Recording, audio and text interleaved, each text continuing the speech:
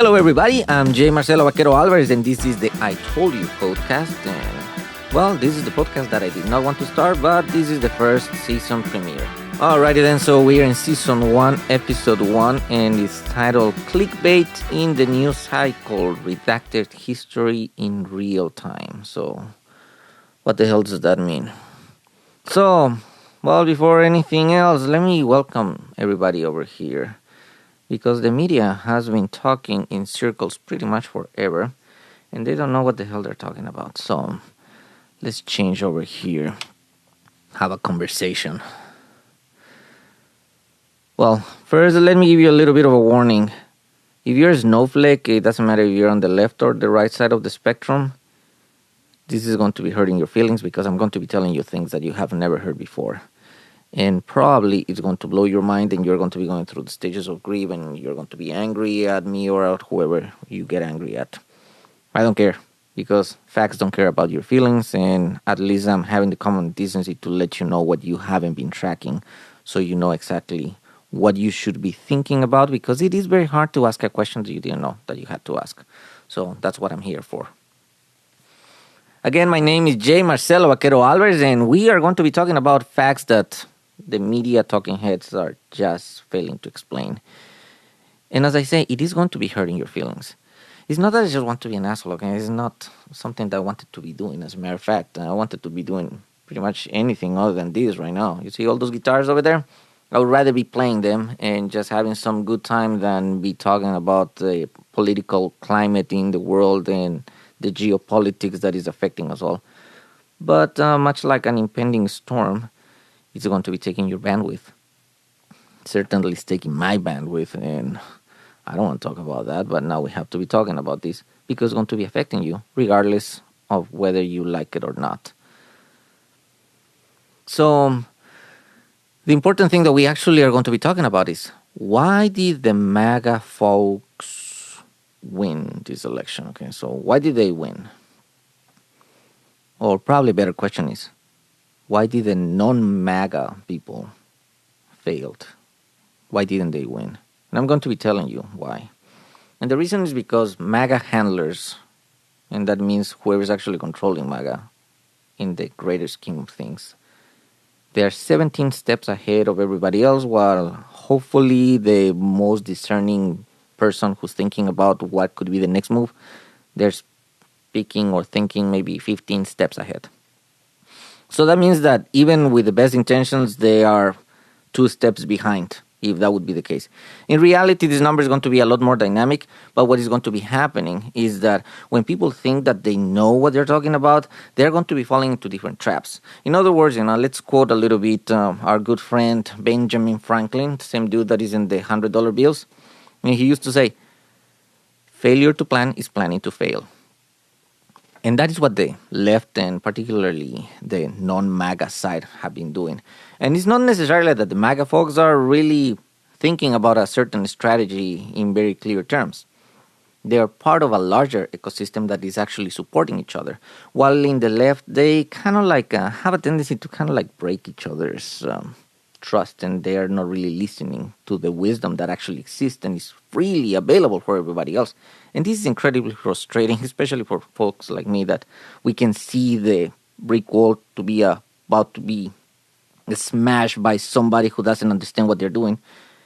And you warn them and you tell them, and they hit the wall over and over and over again. And that is going to continue happening. And it drives me absolutely insane, because mainstream media, if you're actually thinking that they're going to be telling you the truth, well, then you have not been really paying much attention. Let's understand this a little bit, okay? So let's change this camera here. When you're actually talking about the mainstream media has one important thing that they care about: money.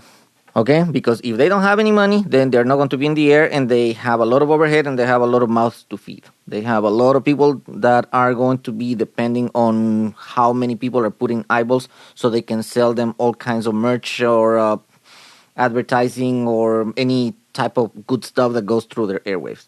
That's how they survive.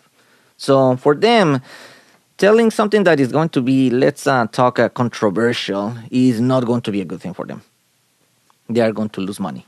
There's going to be people who, with the choice, they're going to get their remote control and they're just going to flip to a different channel and consume that type of information. Especially now with the oversaturation of media in the social media realm, that you have all kinds of social media platforms and all kinds of influencers, people are going to be biting for that attention. And that is true for the social media folks that are part of the mainstream media. Does that make sense? So the CNN of the world, the Fox News, or whoever, these big conglomerates, they are owned by their need for advertising. Does that make sense? And they're going to be having a board of directors who want to make money, because they also have a lot of people who are going to be depending on that. Okay, does that make sense? All right. So now you understand that whatever they're going to be telling you is going to be somehow redacted, because if they tell you all the truth or something that it doesn't seem like it's necessarily balanced, it is going to be a monetary loss for them. Period. That's what it is. It doesn't matter if they're on the left or on the right. Okay, they're going to be kind of having to play some patty cake with somebody. That is the reality of the world. There's another layer for the independent media.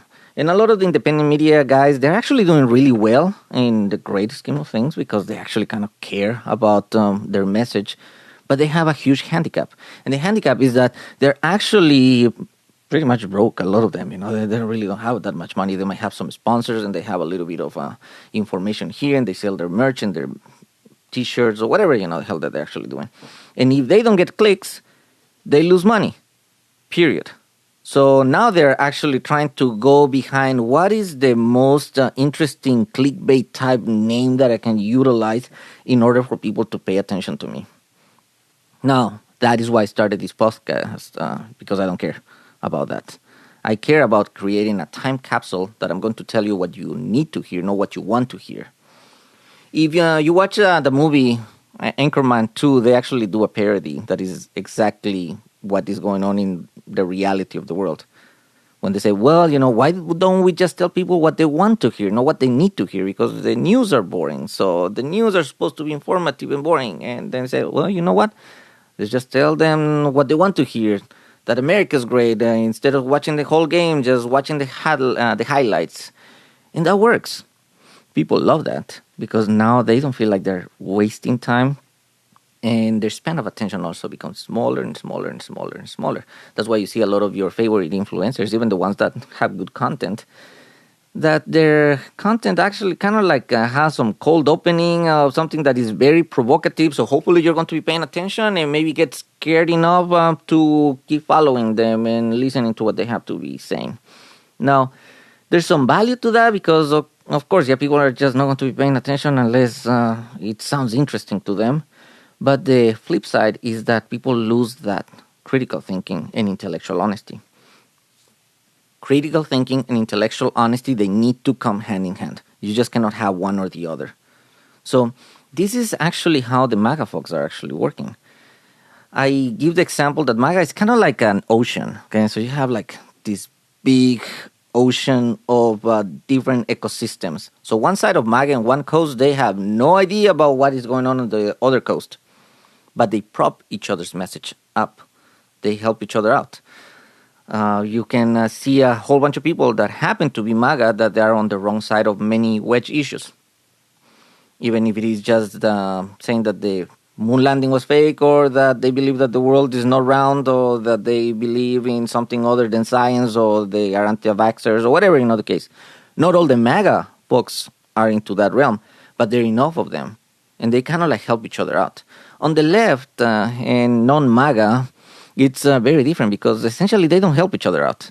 If you see somebody that comments something that sounds provocative in Twitter or one of these other platforms, you're going to see that there's going to be a whole bunch of people who are going to be insulting this person who's a non-MAGA. And very few people who are actually going to be coming to the rescue to the other person. It's kind of like, okay, I just don't want to be dealing with those folks, because, I don't want to get insulted, or just going to start yelling at me, or whatever the case might be. And that happens normally quite a bit. And I've seen it. Of course, I have even experienced it myself. I've written about that. And it's not that I care really if somebody comes and insults to me, because let's face it, if somebody who has a room temperature IQ calls me an idiot about something that I definitely know that they're wrong, it is not the burn that they think it is. Okay, I understand what's the difference. But most people don't really understand that. The way that MAGA actually is be working to gain all these votes, as I say, is because they're like an ocean. They're very inclusive, even on their divisiveness. It's united, like this gigantic body of people from different perceptions. Some are very well informed in certain things, some are totally misinformed, but everybody's getting a redacted portion of the reality. And it's this common denominator that entices them to move. In other words, they move that rhetoric into action, even though not everybody's getting the same message. On the left, it's very different. It's just like little puddles. You have some people that they might have maybe a couple of million followers, and when you see the people that are talking with each other, same other guys. It's like the same people. They're always kind of just like recycling the same friends, the same content, and it's like these little puddles. Okay, they just kind of like interact with one another, maybe overflow a little bit on each other, but eventually they all evaporate. In those important issues, then they don't get to resonate with the people. So the human factor, that is what they missed. And that is what is so terribly saddening for people that don't even understand the impact from this election. So if you're a person from MAGA, okay, and you voted for Trump and you're super happy about that, well, now you own the responsibility if something goes wrong. That is just the reality of the situation. You might like what Trump has to sell and all his MAGA acolytes. Awesome. But if somebody actually tells you, I hope that anything that MAGA told you that it was going to be dangerous happened to you, and you take offense, now think about that. Why was that? For example, the plan of making abortions illegal all over the country, even in the case of rape or incest. Okay, they say that that's not necessarily Trump's policy, but that is actually indeed the policy in a few states. And we have seen women actually dying for that. So let's put yourself in that situation if you're a MAGA lady who said, well, that is not going to be my case. But let's say that your teenager daughter just happened to be a victim of abuse, and now you're stuck in one of those countries and she cannot be given the medical help to even stop the pregnancy or to even see if something is going on with that because it has been criminalized. And we have to realize that there's also been young girls, okay? We're talking about like 13 years old. There was like this case in Mississippi of a 13-year-old who was forced to take to term the baby that she got impregnated by somebody who abused her. So a victim of rape that it was barely a teenager is forced to have the baby from this rapist.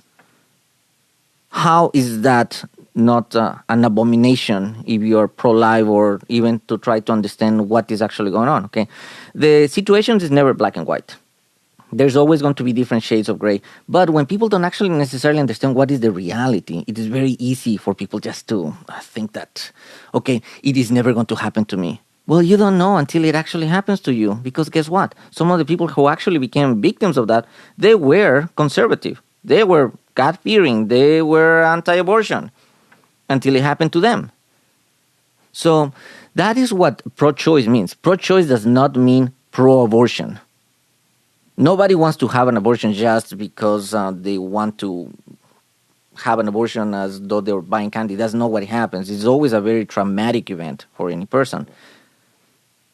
But because of biology, the longer you wait, the harder it becomes. Because, of course, the fetus is going to start growing and turning into a baby. And by the way, there's no such thing as an abortion after birth. That's called infanticide. Okay, so that is murder. It's not an abortion. Okay, it's different.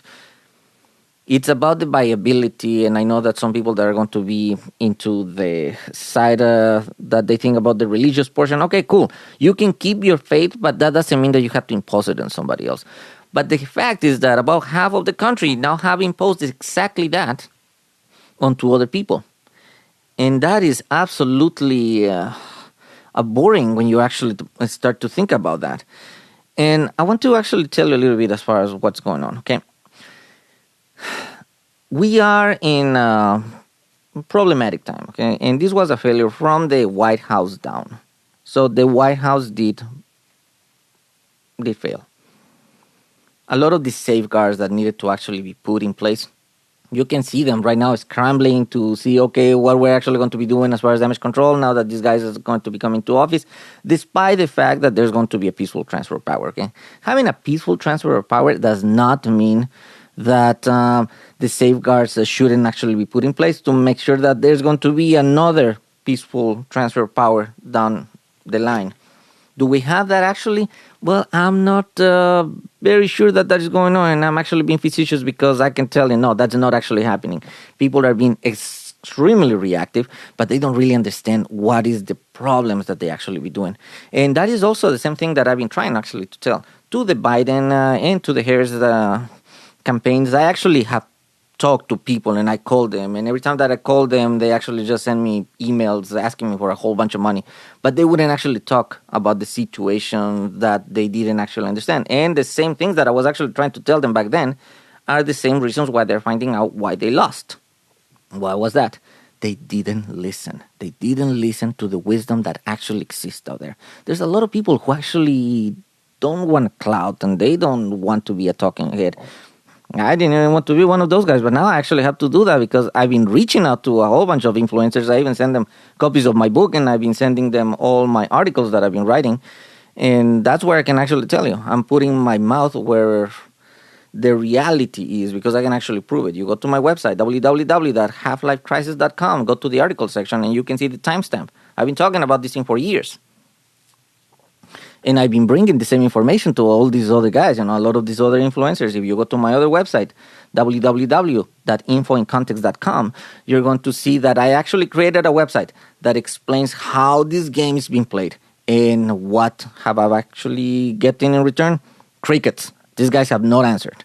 But yet, what they do, they're actually talking with each other in these little panels, and they are being reactive. Well, what do you think that happened to this? What do you think that happened to that? What do you think that happened? Well, let me tell you one thing. I don't give a fuck what you think about. If you're a person who has a microphone and you're actually going to be talking about something, you have to understand that if you have an audience, you have a responsibility for that audience to be accurate. When you say, I think this, I think that is indefinite. You cannot measure. I need something that is measurable. What do you know? Because if you know, it's because you have proof. It's because you can actually show what are going to be the sources. Even if there's many sources that you just cannot be listing them all in sequence order, but it has to be some frame of reference. Hopefully that makes sense. I have been telling a whole bunch of people, even, I'll call you guys out here. The Crooked Media, Pod Save America, and some of the Pod Save the World and all these guys.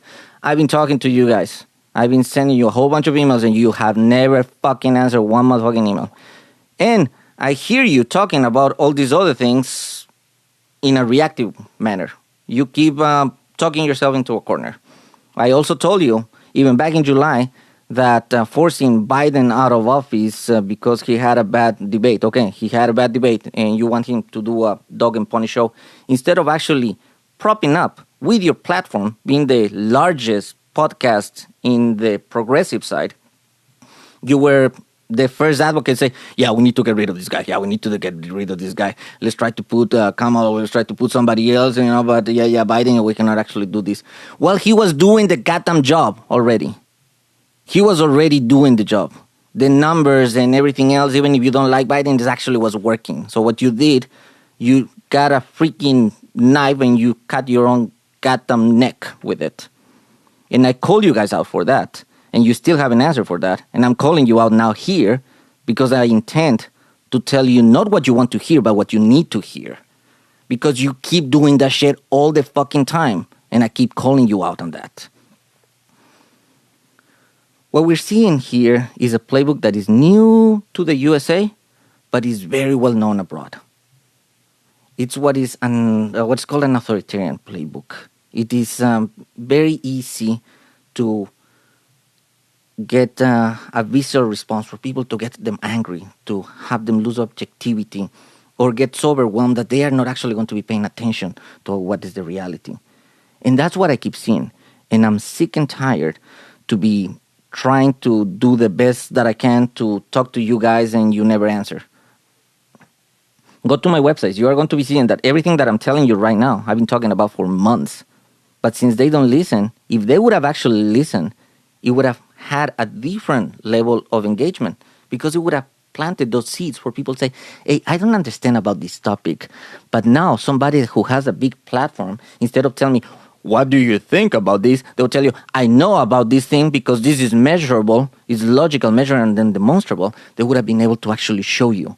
So you can learn how to do your proper research instead of actually listening to certain talking heads. Because what is the other thing that's going to happen? The adversarial forces, they know that you are going to react in certain ways, okay? Whenever something happens, it doesn't actually come out of nowhere. There's going to be a series of events that are going to be leading to that. But there's also going to be some deltas. There's going to be some forks on the road. So that is already going to be part of the planning process that you guys are not planning for.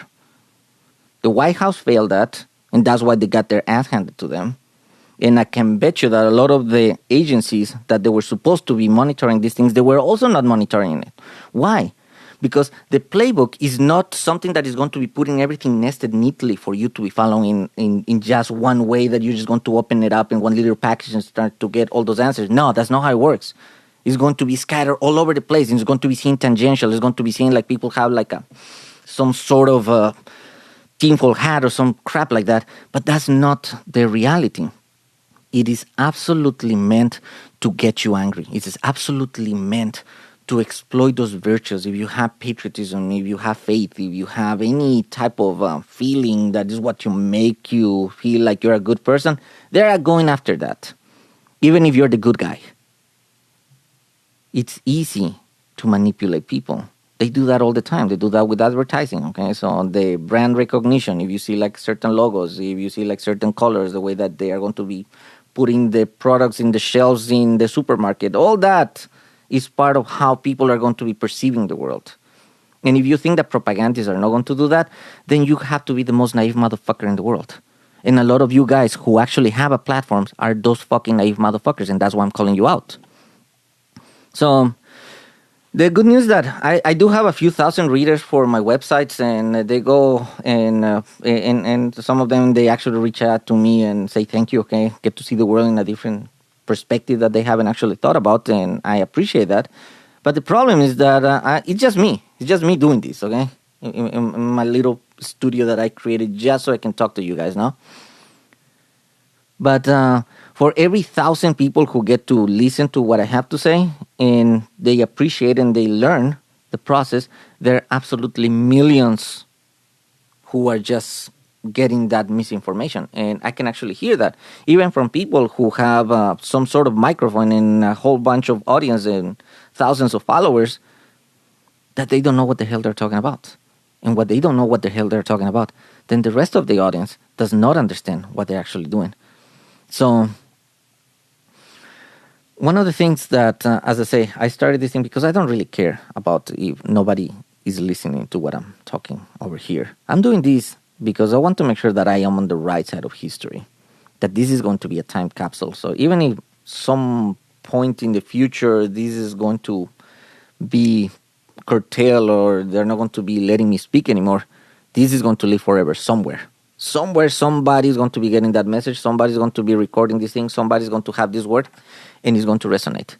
And even if that resonates with one person, that is already important for me. So that is it for this first episode. Before I do tell you what is the next episode, let me do a quick plug-in, okay? So I written 2 books. My first book is called Authoritarianism and Propaganda, the Puppet Master Tools.